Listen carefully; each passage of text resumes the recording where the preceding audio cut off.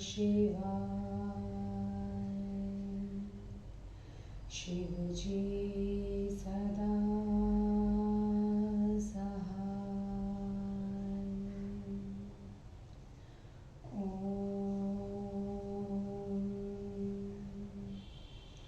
नमः शिवाय। गुरुजी सदा सहाय।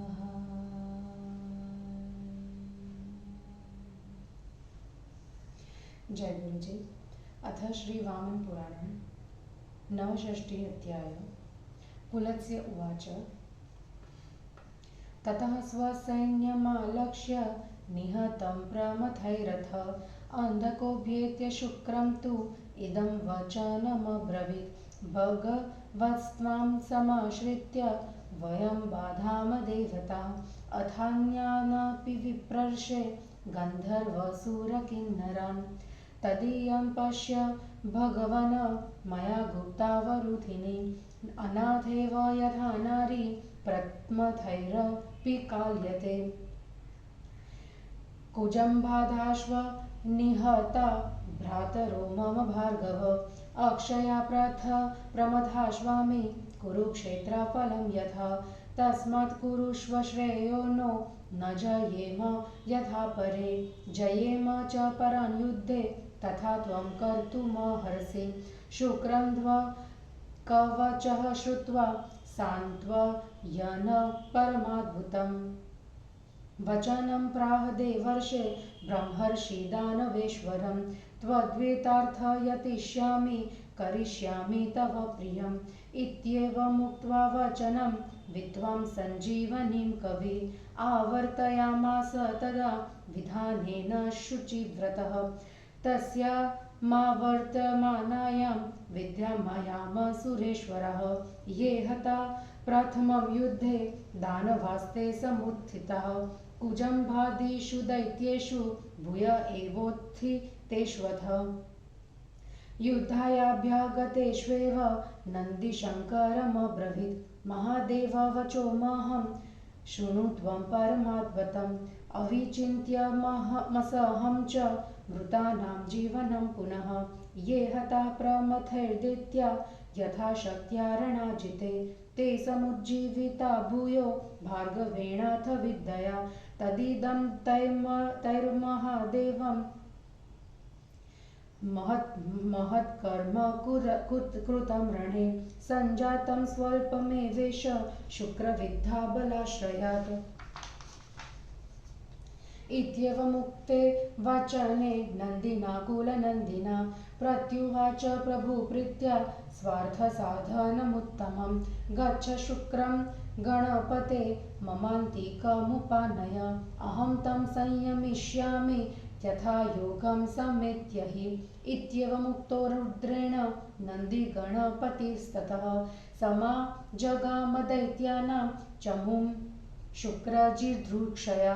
तं ददर्शासुरश्रेष्ठो बलवान् हयकन्धरः सरुरोध तदा मार्ग सिंहस्येव पशुर्वने समुपेत्याह नन्दनी वज्रेण शतपर्वता। स पपाताथ निसंज्ञो ययो नन्दी ततस्त्वरम्। ततः कुजम्भश्व बलो वृत्र स्त्वयः शिरः पञ्चदानवशार्दूला नन्दिनीं समुपाद्रवन्। तथान्ये दानवश्रेष्ठा महर्षयः नानाप्रहरणायुद्धे गणनाथमभिद्रवन्। ततो गणानामधिपं कुट्यमानं महाबले समपश्यन्त देवास्तं पितामहपुरोगमः। तं दृष्ट्वा भगवान् ब्रह्मा प्राह शक्र पुरोगमान् साहाय्यं क्रियतां शम्भोर् एतदन्तरमुत्तमं। पितामहोक्तं वचनं श्रुत्वा देवाः सवासवा समापतन्त वेगेन शिवसैन्यमथाम्बरात्। तेषामापततां वेगः प्रमथानां बले बभो। आपगानां महावेगं पतन्तीनां महार्णवे। ततो हलहला शब्दः समजायत चोभयोः बलयोर्धोरसङ्काशो सुरप्रमथयोरथ तमन्तरमुपागम्य नन्दिसुङ्गृह्य वेगवान् रथाद भार्गवमाक्रामतसिंहं क्षुद्रमृगं यथा तमादाय हराभ्याशम् आगमदगणनायकः निपात्य रक्षिणः सर्वान् शुक्रं न्यवेदयत तमानीतं कविं शर्वः प्राक्षिपदवदने प्रभु भार्गवं त्वावृततनुं जठरे स न्यवेशयत स शम्भुना कविश्रेष्ठो ग्रस्तो जठरमास्थितः तुष्टाव भगवन्तं तं मुनिर्वाग्भिरथादरात् शुक्र उवाच वरदाय नमस्तुभ्यं हराय गुणशालिने शङ्कराय महेशाय त्र्यम्बकाय नमो नमः जीवनाय नमस्तुभ्यं लोकनाथ वृषाकपे मदनाङ्गे कालशास्त्रो वामदेवाय ते नमः स्थाणवे विश्वरूपाय वामनाय सदागते महादेवाय शर्वाय ईश्वराय नमो नमः त्रिनयन हर भव शंकर उमापते जिमुतकेतो गुहा गृहश्म शान निरतर भूतिविलेपन शूलपाणे पशुपते गोपते तत्पुरुष सत्तम नमो नमस्ते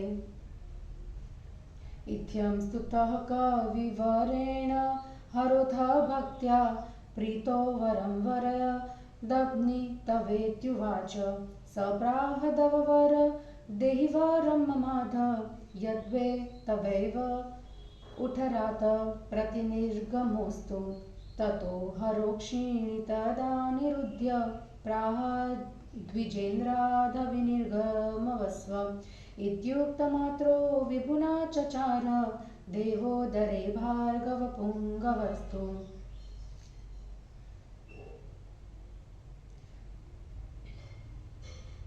परिभ्रमण ददर्शाथ शम्भुरेवोदरे कवि भुवनार्णव पातालान् वृतान् स्थावर जङ्गमे आदित्य न वसवो रुद्रान् विश्वदेवान् गणस्तथा यक्षान् किं पुरुषार्धा दिनगन्धर्व अप्सरसां गणान् मुनिनमनुजसाध्यांश पशु कीट पिपीलिकान् वृक्षगुल्मान् गिरीन् वल्लयः फलमूल्योषधानि च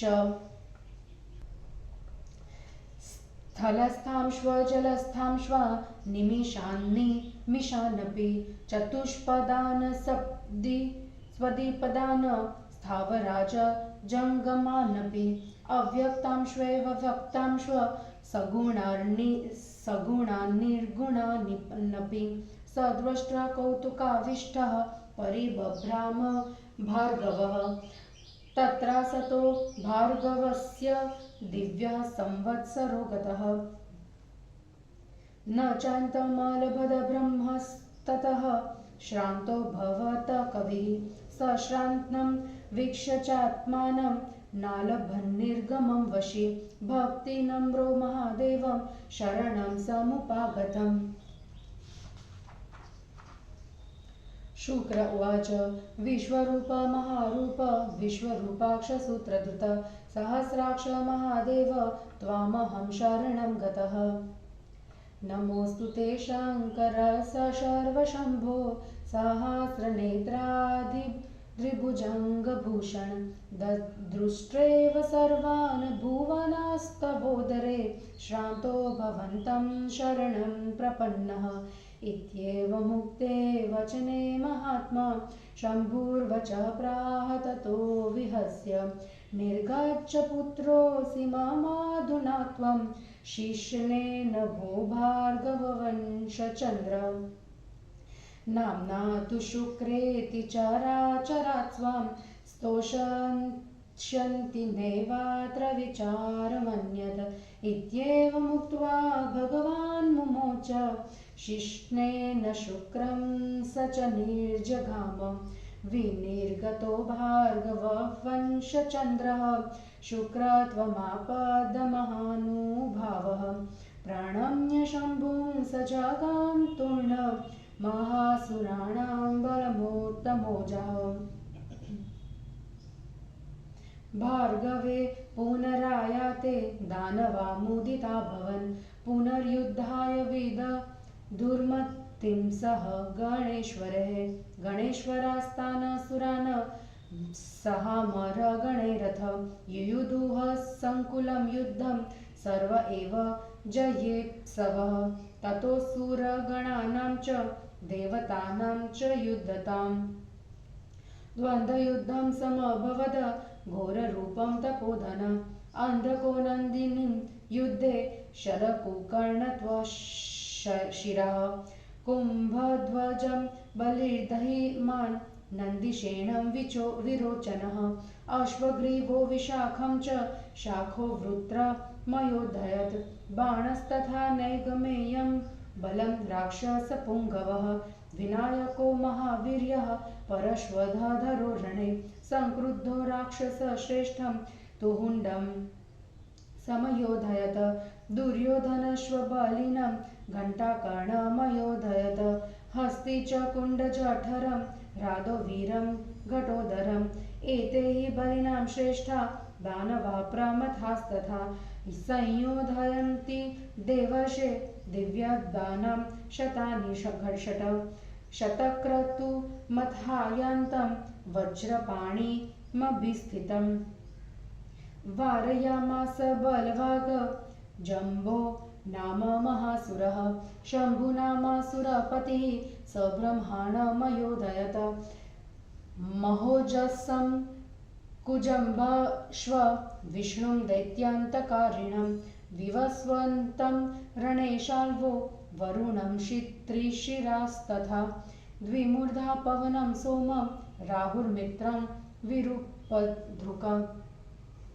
अष्टो ये स वः ख्याता धराधास्ते महासुरान् अष्टावेव महेश्वासन् वारयामासुरा हवे सरभः शलभः पाकः पुरोथ विपृथु वातापि चैल्वलश्वेन नानाशस्त्रास्त्रयोधिनः विश्वे देवगणान् सर्वान् विश्वक्सेन पुरोगमान् एका एव रणे रौद्रः कालनेमिर्महासुरः एकादशैव ये रुद्रा स्थाने कोऽपि रणोत्कटः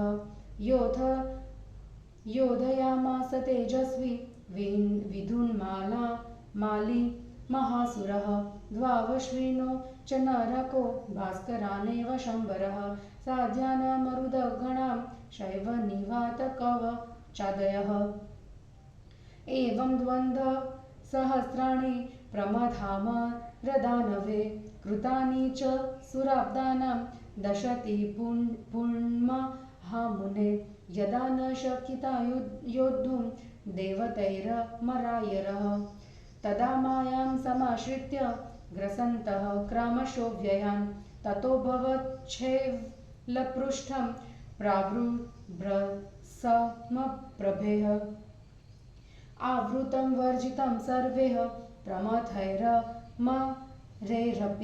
दृष्ट्वा शून्यं गिरिप्रस्थं ग्रस्तांश्व प्रमथामरान् क्रोधादुत्पादयामास रुद्रो जृम्भायिकां वशी तया स्पृष्टा दनुसुता अलसा मन्दभाषिणः वदनं विकृतं कृत्वा मुक्तशस्त्रं विजृम्भिरे जृम्भमाणेषु च तदा दानवेषु गणेश्वरः सुराश्वनिर्ययुस्तूर्ण दैत्यदेहेभय आकुलाः मेघप्रभेभ्यो दैत्येभ्यो निर्गच्छन्तो मरोत्तमः शोभन्ते पद्मपत्राक्षा मेघेभ्य इव विद्युतः गणामरेषु च समं निर्गतेषु तपोधन अयुध्यन्त महात्मानो भूय एवातिकोपितः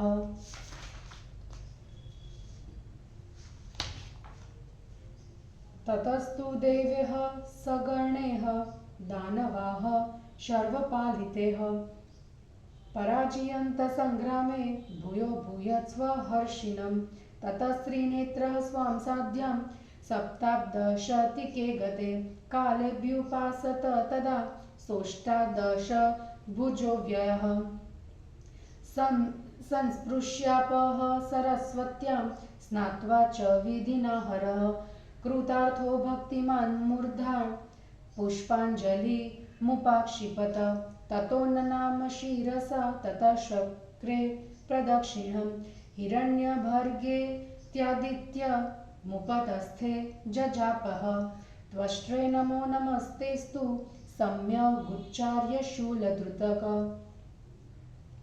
ननर्तभावगम्भीरं दोर्दडं भ्रामयन् बलात् परिनृत्यतिदेवेश गणाश्वेवामरास्तथा नृत्यन्ते शावसंयुक्ता हरस्यानुविलासिनः सन्ध्यामुपास्य देवेशः परिनृत्य यथेच्छया युद्धाय दानवे सार्धा मतिं भूयः समादते ततोऽमरगणे सर्वे स्त्रीनेत्रभुजपालिते दानवा निर्जिता सर्वे बलिभिर्यवर्जिते स्वबलं निर्जितं दृष्ट्वा मत्वा जेयं च शङ्करम् अन्धकसुन्दमाहूय इदं वचनमब्रवीत् सुन्द भ्रातासि मे वीर विश्वास्य सर्ववस्तुषु तद्वदाम्यथ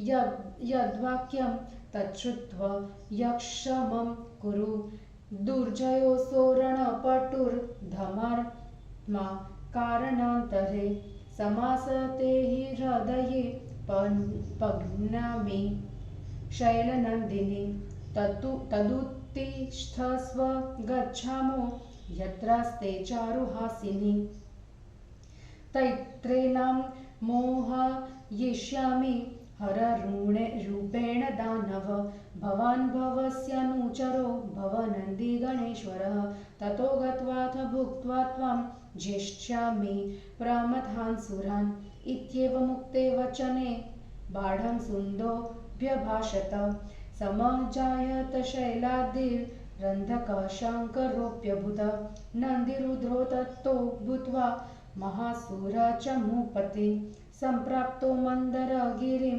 प्रहारेक्षत विग्रहो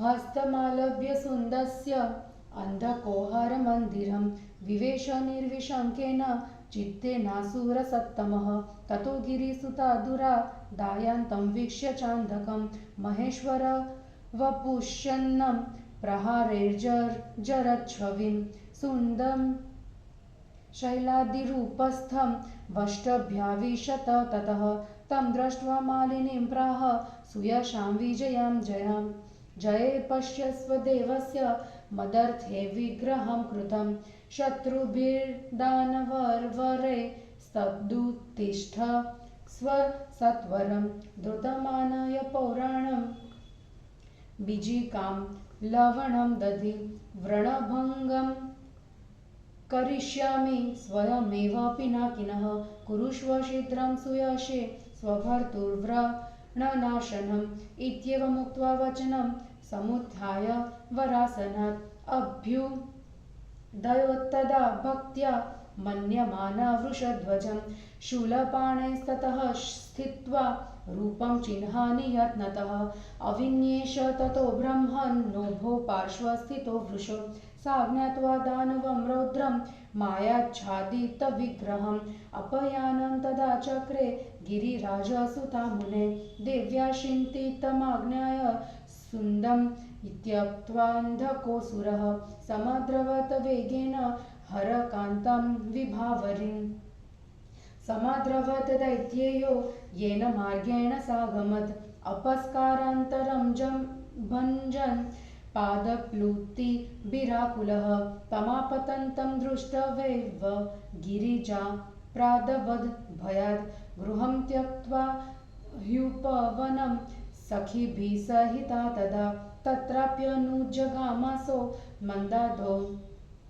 मदान्धो मुनिपुङ्गव तथापि न शपापैनं तपसोपोय गोपनायतु तद्वदा यादा विशद्गौरी श्वेतार्ककुसुमं शुचि विजयाद्धा महागुल्मे सम्प्रयातात् लयं मुने नष्टायामथ पार्वत्यां भूयो हैरण्यलोचनीः सुन्दं हस्ते समादाय स्वैन्यं पुनरागमत् अन्धके पुनरायाते स्वबलं मुनिसत्तमः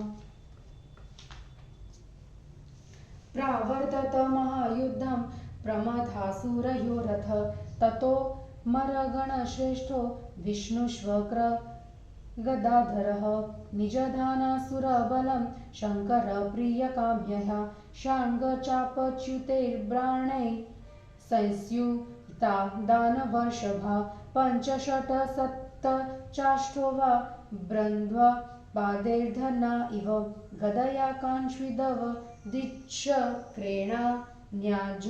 जनार्दनः खड्गेन चकर्तान्यान् दृष्ट्वा यान्यान् भस्मसाद् व्यधात् हलेनाकृष्य चैवान्यान् मूसलेन व्यचूर्णयत गरुडः पक्षपाताभ्यां तुण्डेनाप्युसरसाहनत स चादिपुरुषो धाता पुराणः प्रपितामहः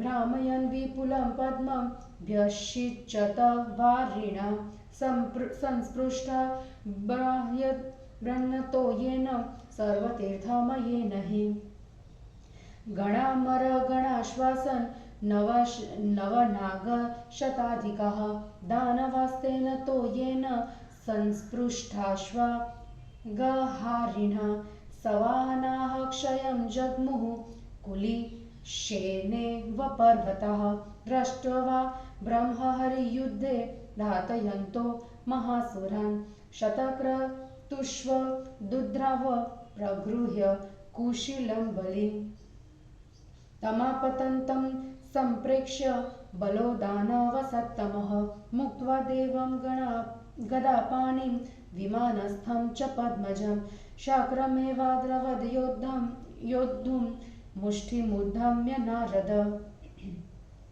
बलवान् दानवपतिर्जेयो देव दानवैः तमापतन्तं त्रिदशेश्वरस्तु दोष्णां सहस्रेण यथा बलेन वज्रं परिभ्राम्य बलस्य मूर्ध्नि चिक्षेप हे मूढहतोऽस्युदीर्य सतस्य मूर्ध्नि प्रवरोऽपि वज्रो जगामतूर्णा हि सहस्रधामुने बलोद्रवद्देवपतिष्वभीतः परामुखो भूतसमरान्महर्षे तं चापि जम्भो विमुखं निरीक्ष्य भूत्वा ग्रतः प्राहनयोक्तमेतत् तिष्ठस्व राजासि चराचरस्य न राजधर्मे गदितं पलायनम् सहस्रक्षो जम्भवाक्यं निशम्य भीतास्तूर्णा विष्णुमागान् महर्षे उपेत्यः श्रूयतां वाक्यमीश त्वं मे नाथो भूतभव्येश विष्णो जम्भस्तर्जयतेऽर्थर्थ मां निरायुधमेक्ष्य हि आयुधा देहि भगवन् त्वामहं शरणं गतः तमुवाच हरिशक्रं त्यक्त्वा दर्पव्रजाधुना प्रार्थयस्वायुधं वीर्यं सते दास्यत्यसंशयं जनार्दनवच श्रुत्वा शक्रस्वरितविक्रमः शरणं पावकं गादिदं चोवाच नारद शक्र उवाच निन्नतो मे बलं वज्रं कृशानो शतधागतम् एष चाहूयते जम्भस्तस्माद्ययायुधमं मम पुलत्स्य उवाच तमाह भगवान् वह्निं प्रीतोऽस्मि तव वासव यत्त्वं दुर्दर्पपरित्यज्य मामेव शरणं गतः इत्युच्चार्य स्वशक्त्यास्तु शक्तिं निष्क्राम्य भावतः प्रादादिन्द्राय भगवान् रोचमानो दिव्यं गतः तमादाय तदा शक्तिं षट्घण्टां सुदारुणां प्रत्युधायो तदा जम्भं हन्तु कामो रिमर्दनः तेनातियशसा दैत्यः सहसैवाभिसन्दृतः क्रोधं चक्रे तदा जम्भो निजधानजगाधिपम् जम्बमुष्टिनिपातेन कुम्भकटो जगः निपपात यथा शैलः शक्रवज्रहतः पुरा पतमानाद्द्वीपेन्द्रा तु चक्रश्वा प्लुत्य वेगवान् त्यक्त्येव मन्दरगिरिं पपात वसुधातले पतमानं हरिं सिद्धा श्वारणाश्व तदा ब्रुवन् मामशक्रतपतस्वाद्ध भूतले तिष्ठ वासव स तेषां वचनं श्रुत्वा योगितस्थो क्षणं तदा प्राह चैतान कथं योत्स्ये अपत्रः शत्रुभिः सदः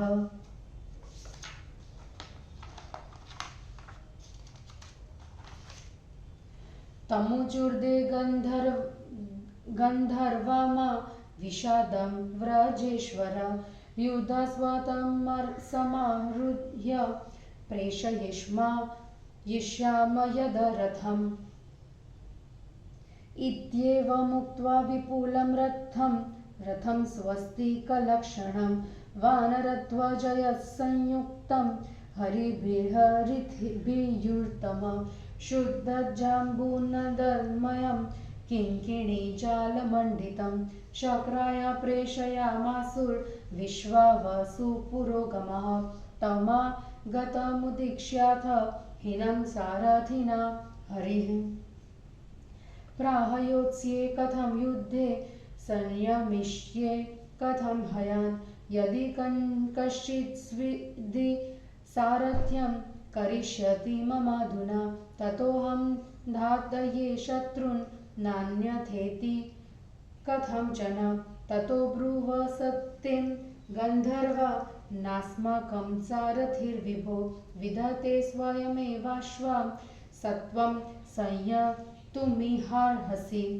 इत्येवमुक्ते भगवत्स्य त्वास्यन्दनमुतमम क्षमातलं निपपातेव परिभ्रष्टस्त्रगम्बरः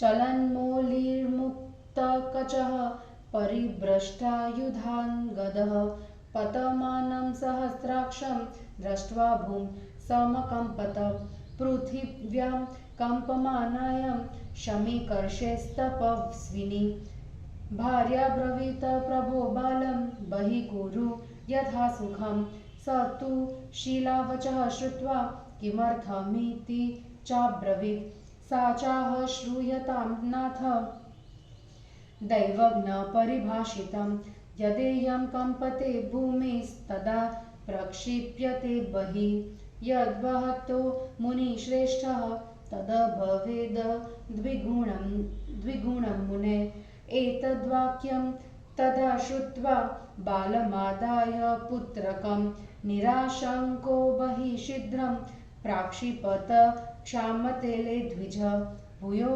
गोयुगलार्थाय प्रविष्टो भार्यया द्विजः निवारितो गता वेला अर्ध्वहानिर्भविष्यति इत्येवमुक्ते देवर्षिर्बहि निर्गम्य वेगवान् ददर्श बालद्वितयं समरूपमवस्थितम्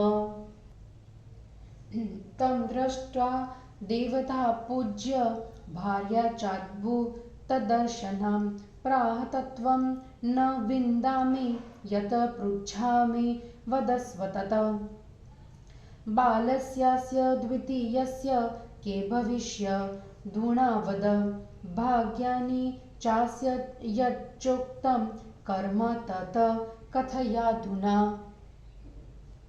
सा ब्रवीन्ना दत्ते वक्ष्ये वदिष्यामि पुनः प्रभो। सोऽब्रवीद वद मे देव नो चेन्नाश्रामि भोजनं।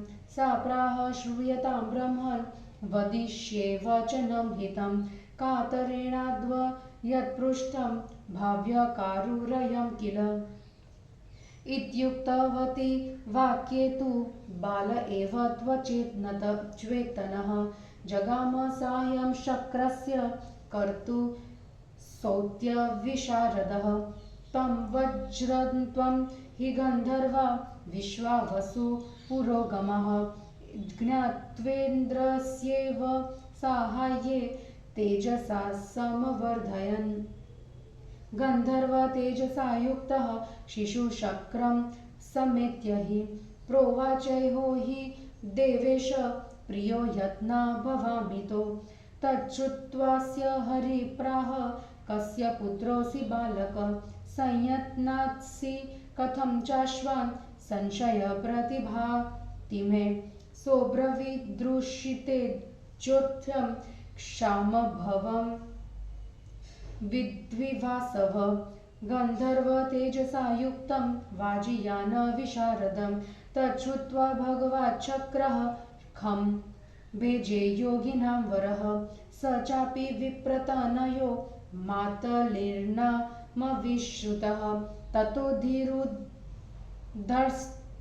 रथं चक्रस्त्रिदशपुङ्गवः। रश्मिन् शमीकतनयो मातलि प्रगृहीतवान्।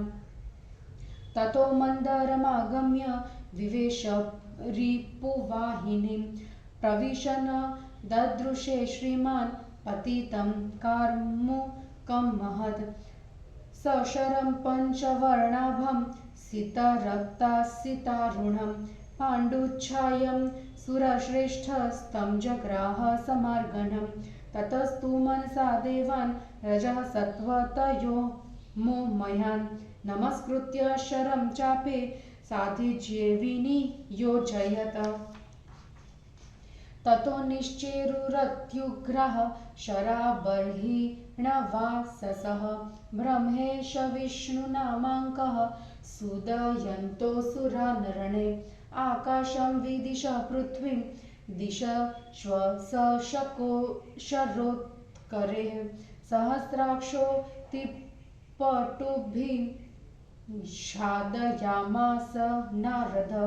गजो विद्वो हयो भिन्नः पृथिव्यां पतितो रथः। महामात्रो धरां प्राप्तः सदः सीदच्छरातुरः। पदाति पतितो भूम्यां शक्रमार्गणताडितः। हतप्रधानं भूयिष्ठं बलं तदभवद् रिपोः। तं शक्रबाणाभिहतं दुरासदं सैन्यं समालक्ष्य तदा कुजम्बः। जम्भासुरश्वापि सुरेशमव्ययं प्रजङ्म तुर्गृह्य गदे सुधोरे।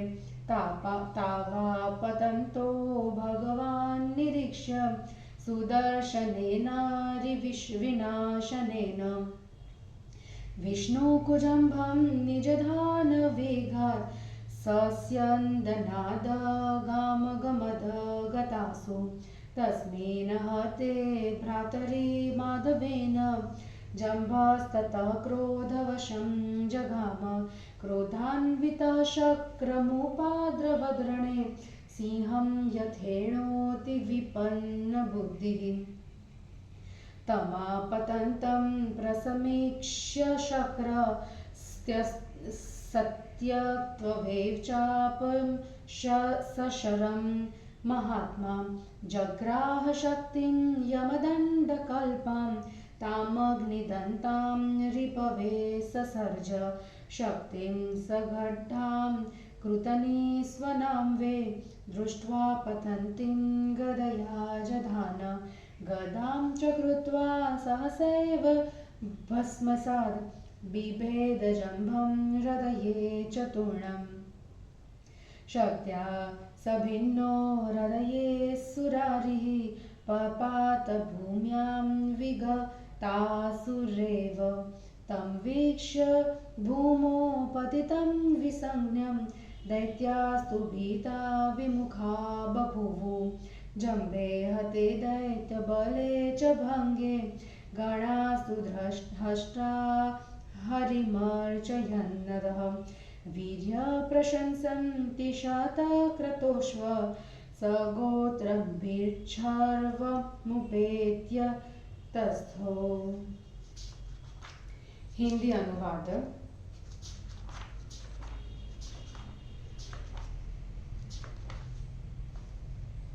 शुक्र द्वारा संजीवनी का प्रयोग, नंदी दानव युद्ध, शिव का शुक्र को उदरस्थ रखना, शुक्रकृत शिव स्तुति और विश्व दर्शन, प्रमथ देवों से युद्ध में दैत्यों की हार, शिव वेश में अंधक का पार्वती हेतु विफल प्रयास, पुनः दैत्य देव और इंद्रजम्भ युद्ध, मातली का जन्म और सारथ्य, दैत्यों का नाश, जम्भ कुजम्भ वध।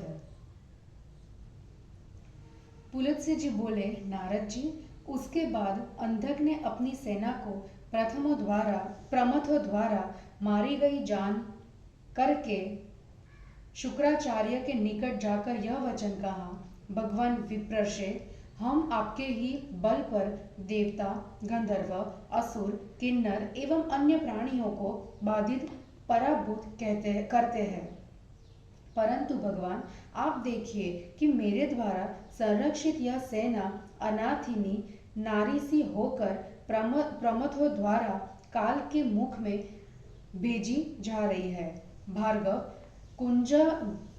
कुजम्भ आदि मेरे भाई तो मारे गए और ये प्रमथगण मतलब अब तक कुरुक्षेत्र तीर्थ के फल के सदृश अक्षय बने हुए हैं। अतः आप हम लोगों के लिए कल्याण का विधान करें, जिससे हम लोग शत्रुओं के द्वारा जीते न जाए, और ऐसा भी उपाय करें जिससे हम लोग युद्ध में दूसरों को जीत सके।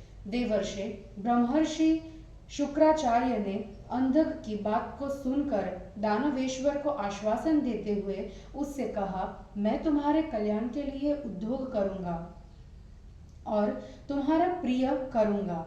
ऐसा कहकर पवित्र व्रत वाले शुक्राचार्य ने विधान के अनुसार संजीवनी विधा को प्रकट किया। उस विधा के प्रकट होने पर युद्ध में पहले मारे गए सभी असुरेश्वर और दानव जी उठे। उसके बाद कुजम्भ आदि दैत्यों के फिर उठ खड़े होने तथा युद्ध करने के लिए उपस्थित होने पर नंदी ने शंकर से कहा, महादेव, आप मेरा अत्यंत अद्भुत वचन सुनिए। मरे हुए लोगों का फिर भी जी उठना कल्पना से परे तथा असहनीय है। संग्राम में प्रमथों ने जिन दैत्यों को बलपूर्वक मारा था, उन्हें भार्गव ने संजीवनी विधा द्वारा पुनः जीवित कर दिया। अतः हे महादेव, हे ईश, उन सभी ने युद्ध में जो उत्कृष्ट कार्य किया था, वह शुक्र की विद्या के बल से महत्वहीन हो गया है, सब पर पानी फिर गया है। कुल को आनंद देने वाले नंदी के इस प्रकार कहने पर महादेव ने स्नेहपूर्वक स्वार्थ सिद्ध करने वाला उत्तम वचन कहा, गणपति, तुम जाओ और शुक्र को मेरे समीप लिवा लाओ। फिर तो मैं उन्हें पाकर योग क्रिया से संयमित कर दूंगा। रुद्र के ऐसा कहने पर गणपति नंदी शुक्राचार्य को पकड़ लाने की कामना से दैत्यों की सेना में गए। हयकंधर नाम के बलवान श्रेष्ठ असुर ने उन्हें सेना में आते हुए देखा और जिस प्रकार साधारण पशु वन में सिंह का मार्ग रोक दे, उसी प्रकार उनके मार्ग को उसने रोका।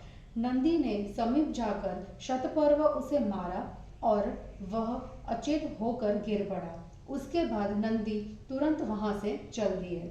उसके बाद कुजम्भ, जम्भ, बल, वृत्र और अयः शिरा नाम के 5 श्रेष्ठ दानव नंदी की ओर दौड़े।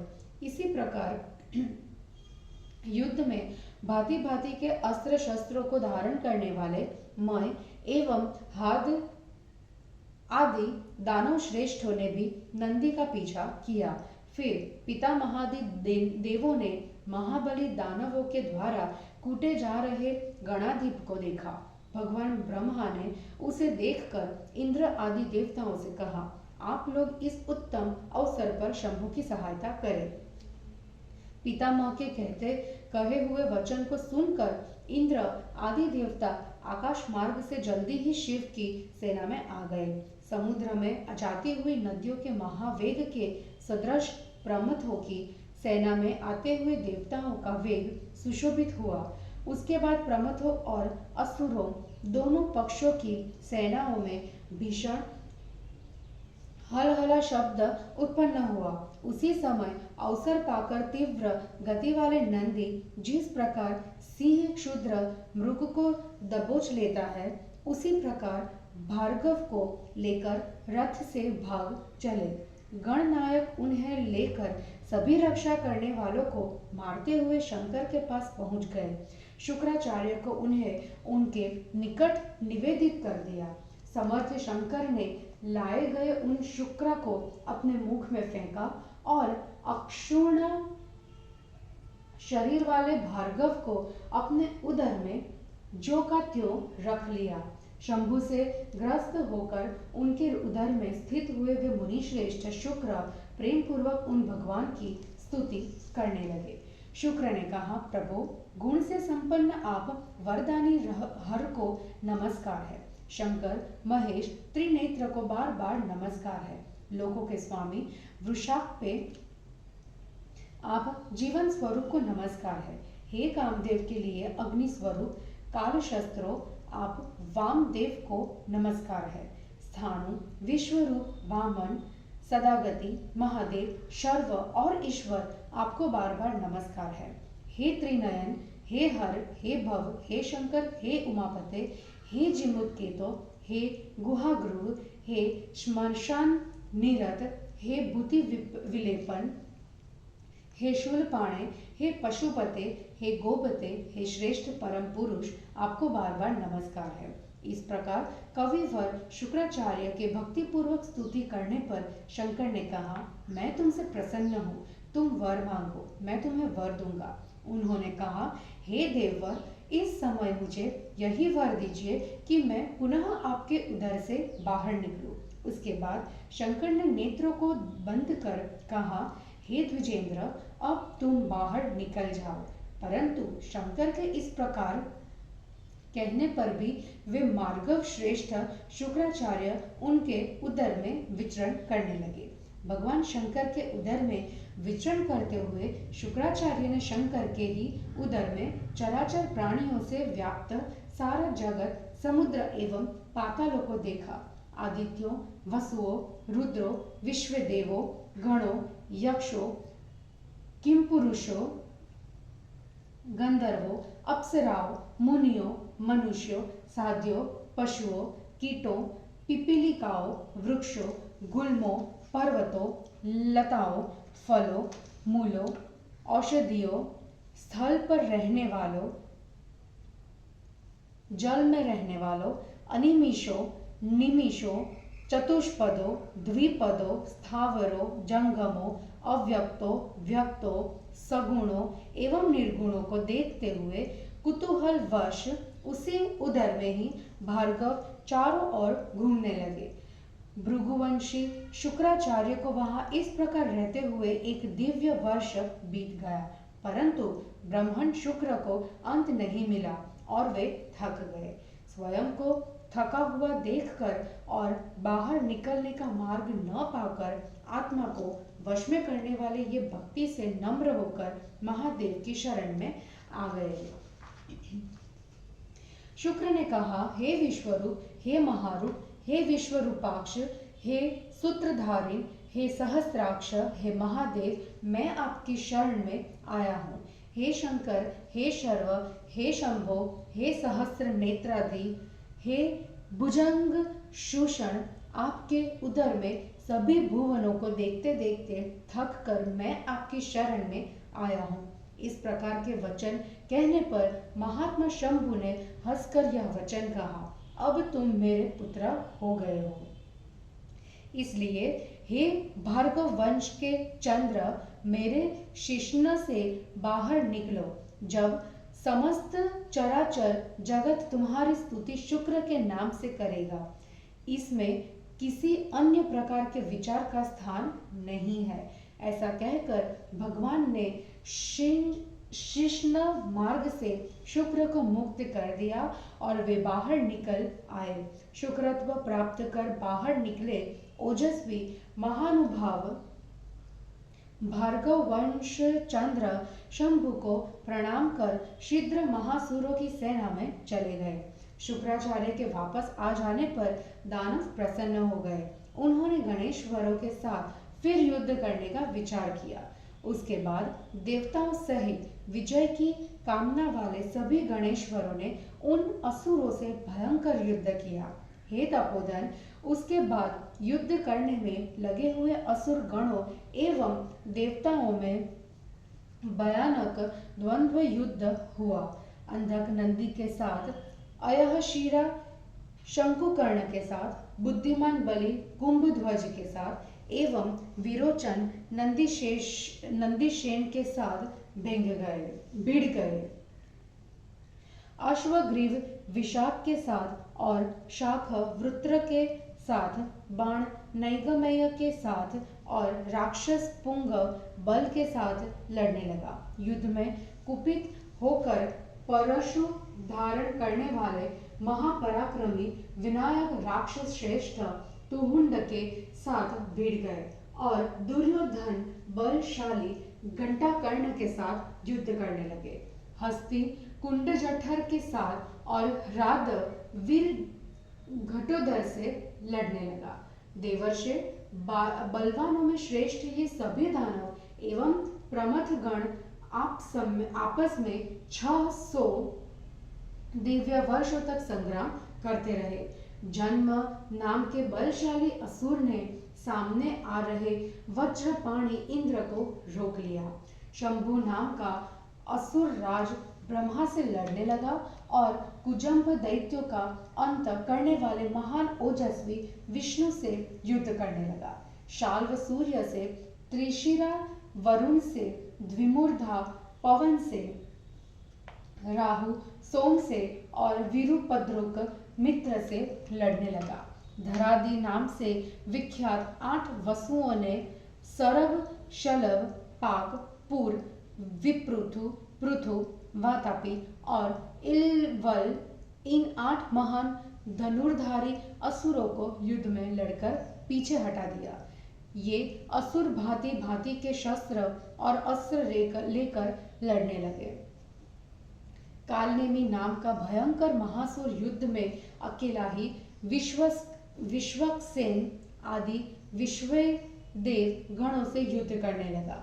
रण में उत्कट तेज वाले विंदुमाली नाम के महासुर ने अकेले ही 11 रुद्रों का डटकर सामना किया।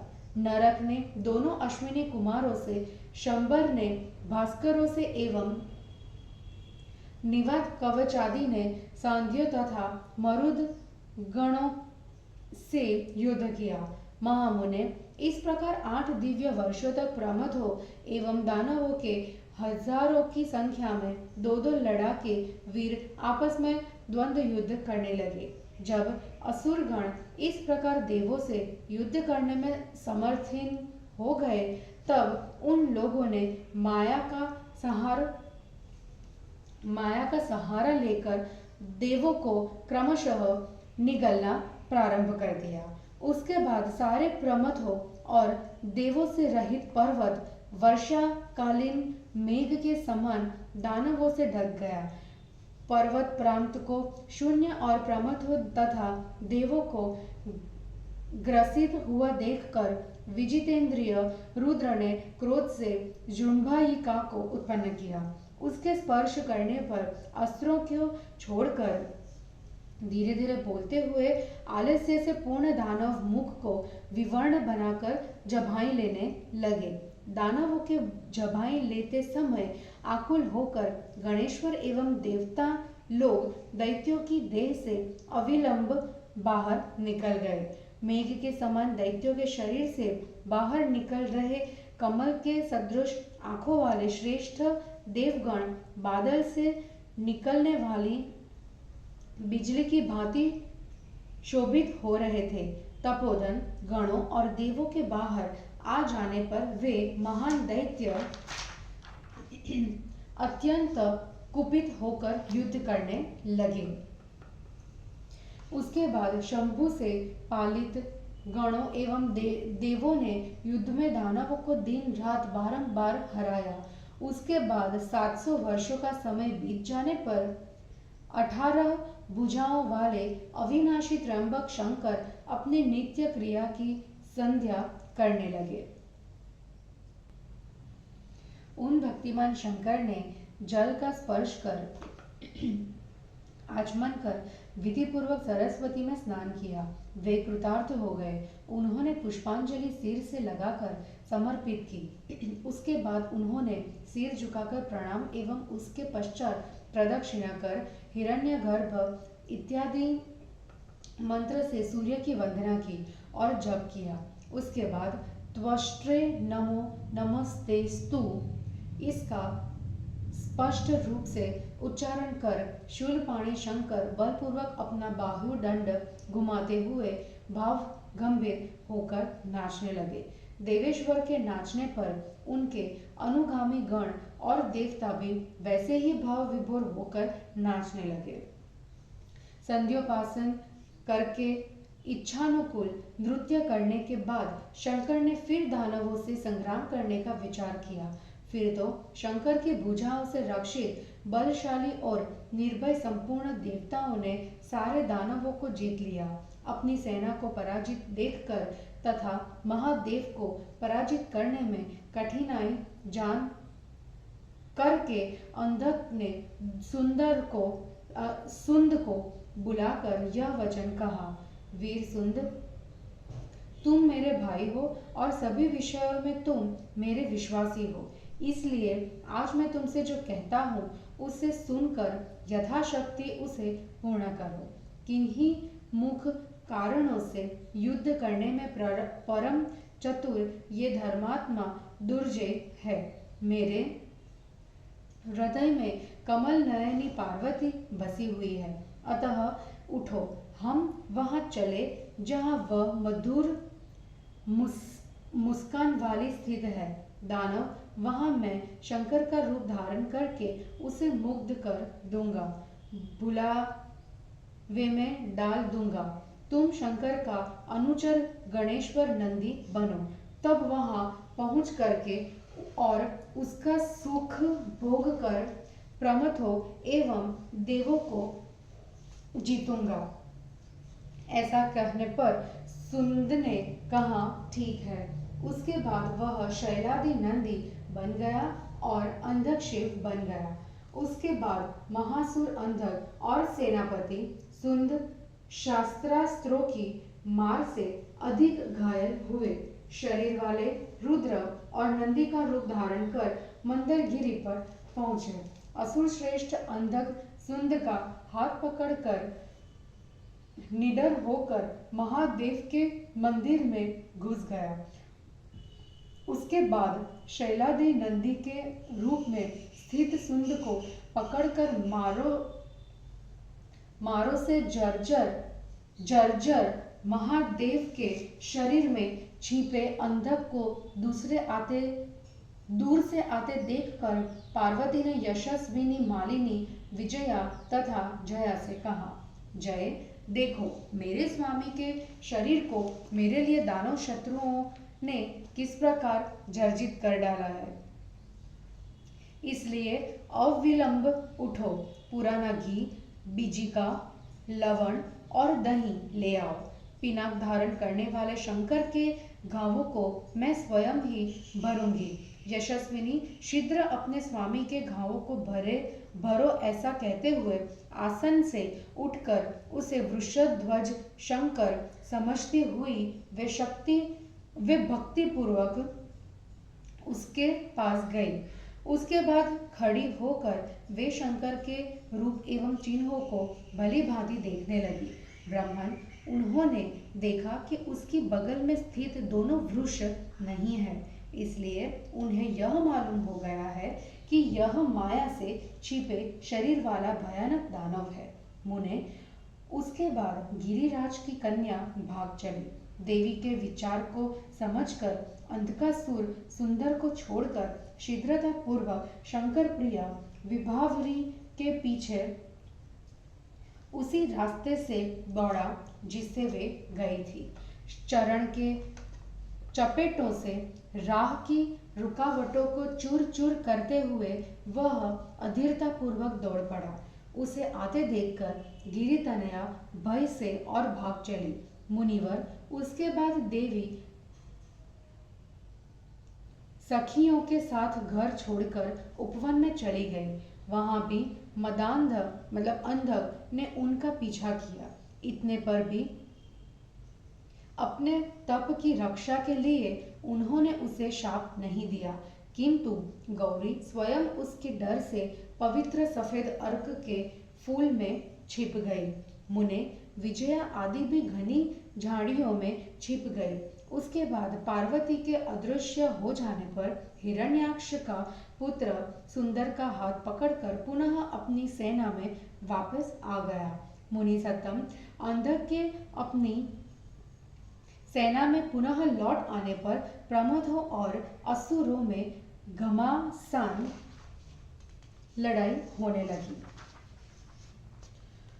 उसके बाद अमर गणों में श्रेष्ठ चक्र एवं गदा धारण करने वाले विष्णु भगवान शंकर का प्रिय करने की इच्छा से असुर सेना का संहार करने लगे। शांग नामक अनुष से निकले हुए बाणों से 5-5, 6-6, 7-7, 8-8 श्रेष्ठ दानव उसी प्रकार विदीर्ण होने लगे जैसे सूर्य की किरणों से घन अंधकार विदीर्ण हो जाते हैं। जनार्दन ने कुछ को गदा से तथा कुछ को चक्र से मार डाला, किन्हीं को तलवार से काट डाला और किन्हीं को देखकर ही भस्म कर दिया तथा कुछ असुरों को हल द्वारा खींचकर मूसल से चूर्ण चूर्ण कर दिया। गरुड़ ने अपने दोनों डैनों की मार से चोंच तथा छाती के बल से अनेक दैत्यों को मौत के घाट उतार दिया। पुरातन आदि पुरुष घाता प्रपितामह ने विशाल कमल को घुमाते हुए सभी देवगणों को जल से अभिषेचित किया। सर्वतीर्थ रूप ब्रह्म जल का स्पर्श होने से गण तथा देवता लोग नौजवान हाथियों से भी अधिक पराक्रम वाले हो गए और 100 पाप दूर करने वाले उस जल के स्पर्श के प्रभाव से सवारी के साथ दानव ऐसे नष्ट होने लगे जैसे वज्र से पर्वत नष्ट हो जाते हैं। ब्रह्मा और विष्णु को संग्राम में महासुरों को मारते देखकर उत्साह में आकर बलशाली इंद्र भी अपना वज्र लेकर दौड़ पड़े। पुलत्स्य जी कहते हैं, नारद जी उन्हें आते देखकर देवों तथा दानवों से अजय शक्तिशाली श्रेष्ठ दानवपति बल गदाधर विष्णु और विमानारूढ़ ब्रह्मा से लड़ना छोड़कर मुट्ठी तानकर इंद्र से ही युद्ध करने के लिए दौड़ पड़ा।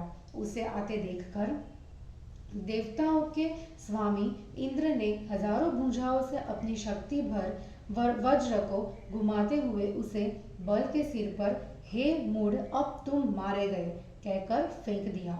मुने वह श्रेष्ठ वज्र भी उसके सिर पर शीघ्र ही हजारों टुकड़ों में टूट टूट हो गया।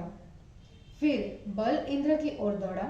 महर्षि देवराज भयभीत होकर युद्ध से विमुख हो गए, भाग गए। उन्हें विमुख होकर भागते देख जंब ने आगे आकर कहा कि यह उचित नहीं है, रुकिए, आप समस्त स्थावर जंगम के राजा हैं। राजधर्म में मैदान से भागने का नियम नहीं है। महर्षि जंब का वचन सुनकर भयभीत होकर इंद्र जल्दी से विष्णु के समीप चले गए। वहां जाकर उन्होंने कहा, हे ईश, आप मेरी बात सुने। हे बुद्ध तथा भव्य के स्वामी विष्णु, आप मेरे स्वामी हैं। जंब मुझे शस्त्रास्त्र से रहित देखकर बहुत अधिक ललकार रहा है। भगवान, आप मुझे आयुध दे। मैं आपकी शरण में आया हूँ। विष्णु ने इंद्र से कहा, इस समय अपने पद के अहंकार को छोड़कर तुम अग्निदेव के पास जाओ और उनसे आयुध के लिए प्रार्थना करो। वे निसंदेह तुम्हें आयुध प्रदान करेंगे। नारद जी जनार्दन की बात सुनकर तीव्र गति वाले इंद्र अग्नि की शरण में चले गए और इंद्र ने कहा, अग्निदेव, बल को मारने में मेरा वज्र सैकड़ों टुकड़े हो गया। यह जंब मुझे ललकार रहा है, अतः आप मुझे आयुध प्रदान करें। पुलत्स्य जी बोले, भगवान, अग्निदेव ने उनसे कहा, वासव, मैं आपके ऊपर प्रसन्न हूँ क्योंकि आप अहंकार छोड़कर मेरी शरण में आए हैं।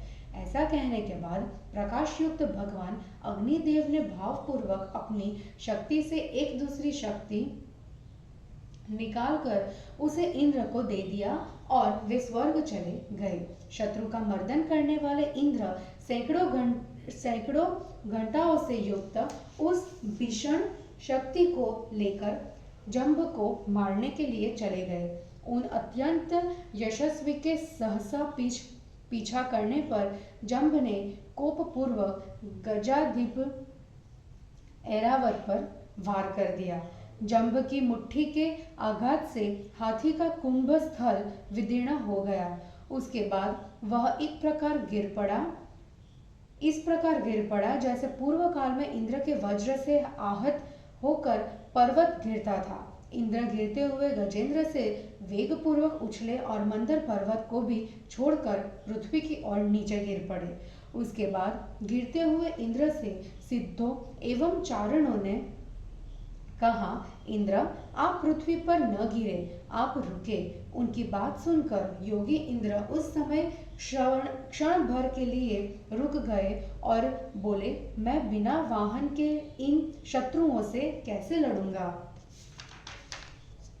देवताओं और गंधर्वों ने उत्तर दिया, हे ईश्वर इंद्र, आप चिंतित न हो। हम लोग जो रथ भेज रहे हैं उस पर चढ़कर आप युद्ध करें। ऐसा कहकर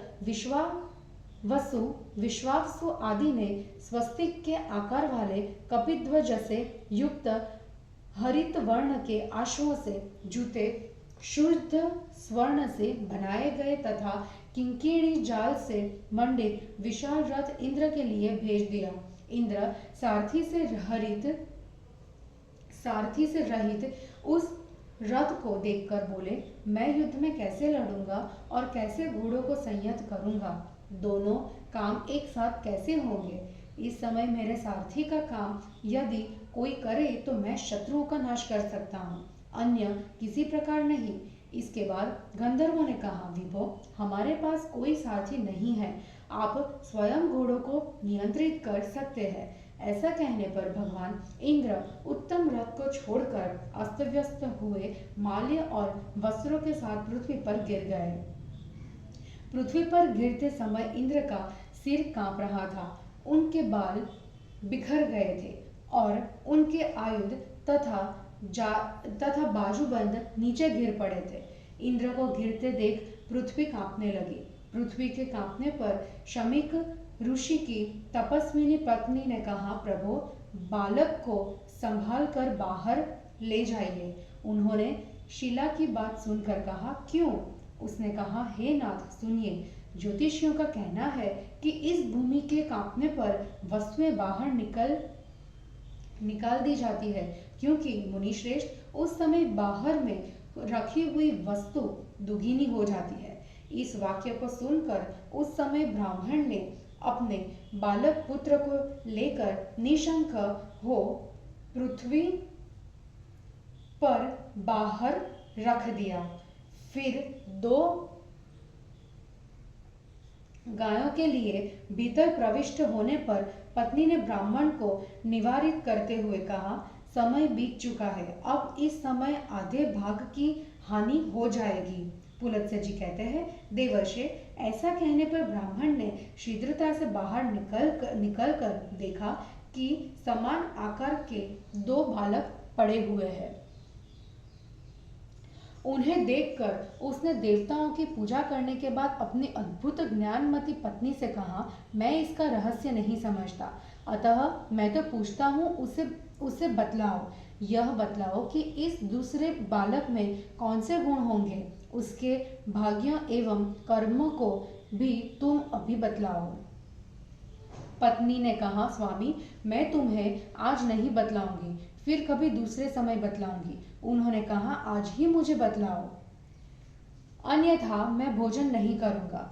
उसने कहा, ब्राह्मण, आप सुनिए, आपने आर्तता से जो पूछा है उस हित कर बात को मैं कहती हूँ। यह निश्चय ही कारू शिल्पी होगा।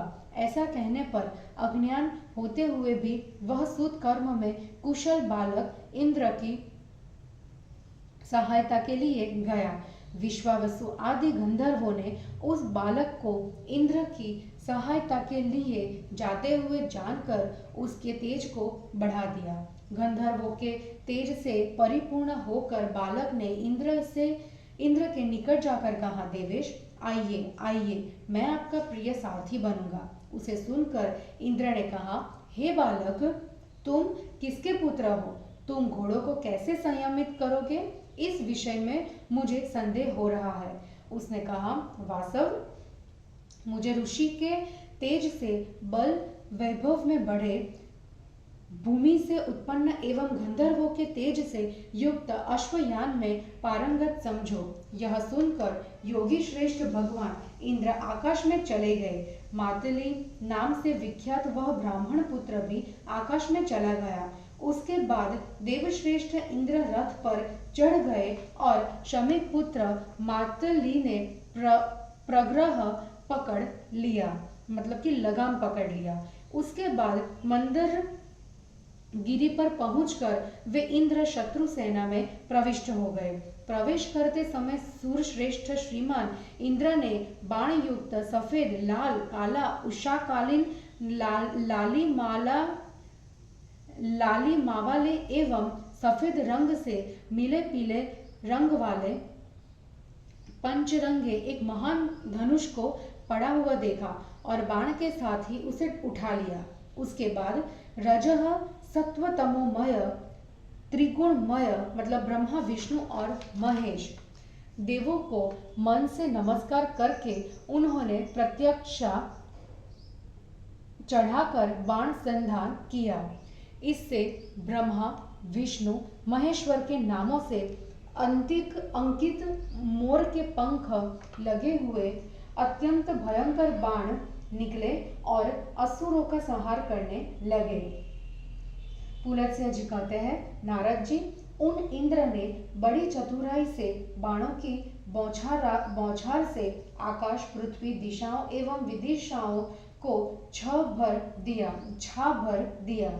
हाथी बुरी तरह बिंध गए, घोड़े विदीर्ण हो गए, रथ पृथ्वी पर गिर पड़े एवं हाथी का संचालक महावत बाणों से व्याकुल होकर कराहता हुआ धरती पर गिर पड़ा। इंद्र के बाणों से घायल हुए पैदल युद्ध करने वाले वीर भूमि पर गिर पड़े। इस प्रकार शत्रु की उस सेना के बहुतेरे प्रधान, मतलब कि वीर मारे गए। उस दुर्धर्ष अपराजय सेना को इंद्र के बाणों से मारी जाती हुई देखकर असुर कुंजभ और जंभव भयानक गदाओं को लेकर अविनाशी सुरेंद्र की ओर तेजी से बढ़ते चले। भगवान विष्णु ने उन दोनों कुजंभ और जंभ को शीघ्रता से सामने आते देखकर शत्रु संहारक सुदर्शन चक्र से कुजंभ को मारा। वह प्राणहीन होकर रथ से पृथ्वी पर गिर पड़ा। लक्ष्मीपति श्री विष्णु के द्वारा भाई के मारे जाने पर जंभ क्रुद्ध हो गया। कुपित होकर वह युद्ध में इंद्र की ओर ऐसे दौड़ा जैसे विचार शक्ति नष्ट हो जाने पर मृग सिंह की ओर दौड़ता है। उसे आते देखकर महात्मा इंद्र ने धनुष बाण को छोड़ अग्नि द्वारा प्रदत्त यमंड के समान शक्ति को लेकर उसे शत्रु की ओर फेंका। घंटा से घनघनाती हुई उस शक्ति को देखकर जंभ ने उस पर बल लगाकर गदा से वार किया। उस शक्ति ने गदा को एकाएक भस्म कर शीघ्र ही जंभ का हृदय भी विदीर्ण कर दिया। शक्ति से हृदय के विदीर्ण हो जाने पर वह देव शत्रु असुर जंभ प्राणहीन होकर पृथ्वी पर गिर पड़ा। उसे मरा और भूमि पर गिरा देख करके दैत्यगण डर कर पीठ दिखाकर भाग गए। जंभ के मारे जाने एवं दैत्य सेना के हार जाने पर सभी गण हरि का अर्चन एवं इंद्र के पराक्रम का गुणगान करने लगे। फिर वे इंद्र शंकर के निकट जाकर खड़े हो गए। इस प्रकार श्री वामन पुराण में 69वां अध्याय समाप्त हुआ। जय गुरु जी।